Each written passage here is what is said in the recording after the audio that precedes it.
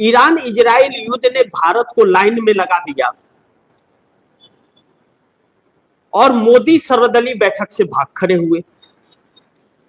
अब Iran Israel के इस युद्ध के अंदर ट्रंप जिस तरह से धोखे से सीज फायर करके और हमला करना चाहते थे, तो ट्रंप ने शर्त क्या रखी थी? हालांकि ईरान से बातचीत नहीं हो रहा है, ईरान की तरफ से पूरी सफाई आ गई कि हमसे कोई बातचीत नहीं हो रहा और हम बात करने वाले भी नहीं हैं। और दुबई और सऊदी युद्ध खत्म हो इसके पक्ष में भी नहीं है। कुछ रिपोर्ट्स आप दर्शकों को बता देता हूं जो ट्रंप ने जो कहा है कि 15 प्रस्ताव हमने रखे हैं, जो ईरान ने कहा कि हमारे पास न तो कोई बात करने आया, न बात का संदेश है, न तो हमें बात करना है। अमेरिका आए अब हमारे पास, हम उसका इंतजार कर रहे हैं ठोकने का। तो ट्रंप ने रखा कि ईरान को अपनी सभी परमाणु क्षमताओं को पूरी तरह खत्म करना होगा, नंबर 1 पर। नंबर 2 पर ईरान ने कहा कि अमेरिका ने कहा कि ईरान अपनी धरती पर यूरेनियम संवर्धन का काम पूरी तरह बंद करेगा। नंबर 3 में ईरान को लिखित और अस्थायी प्रतिबद्धता देनी होगी और वह कभी भी परमाणु हथियार बनाने की कोशिश नहीं करेगा। नंबर 4 पर होर्मुज जल डमरू मध्य को पूरी तरह से फ्री मेरीटाइम जोन घोषित किया जाए। नंबर 5 पर बैलिस्टिक मिसाइलों की रेंज और स्टॉक पर सख्त सीमाएं तय करने की बात कही गई है। नंबर 6 पर ईरान को मिडिल ईस्ट में सक्रिय अपने सहयोगी गुटों जैसे हिजबुल्लाह या हूती को अधिकार, हथियार और पैसा देना बंद करना होगा।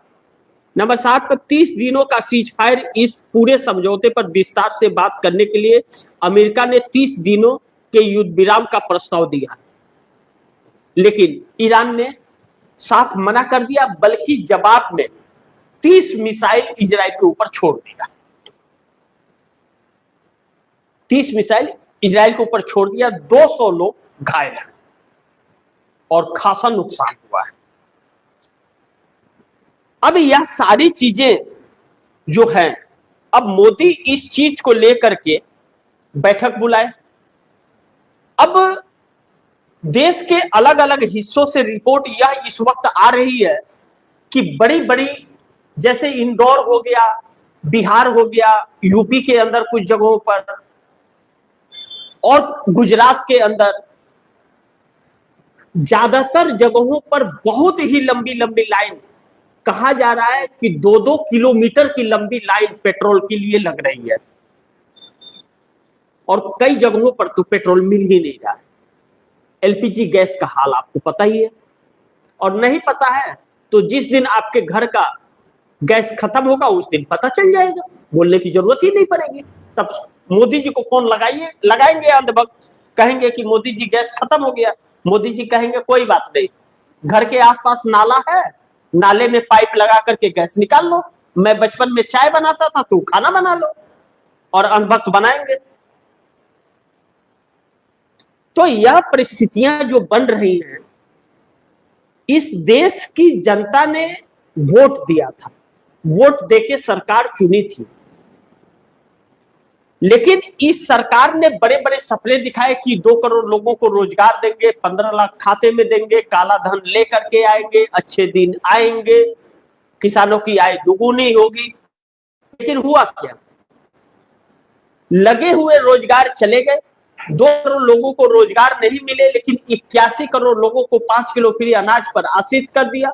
जीएसटी से 1,80,000 लघु उद्योग कंपनियां बंद हो गई। 7 सालों में 70 बार पेपर लीक हो गया, जिससे लाखों करोड़ों की संख्या में बच्चे मायूस हो गए और वो उनका भविष्य खराब हो गया। जीएसटी से सरकार ने 52 लाख करोड़ रुपए की वसूली की और 1,80,000 लघु उद्योग कंपनी बंद हो गए जीएसटी और नोटबंदी के बाद, और 52 लाख करोड़ रुपया कमा करके खुनचूस के सरकार ने 17 लाख करोड़ रुपया उद्योगपतियों के कर्ज माफ कर दिए और गरीबों के खून चूस रही थी। वह उद्योगपति सरकार के दामाद हैं क्या? किसी गरीब का 2000 रुपया माफ किया क्या? तो धोखा ही धोखा मिला। अब ऐसे में आधार कार्ड के लिए, जन्म प्रमाण पत्र के लिए, वोटर कार्ड के लिए, नोट के लिए, और कोरोना काल में वैक्सीन और ऑक्सीजन के लिए, और अब गैस, पेट्रोल और खाने के लिए लाइन में लगो।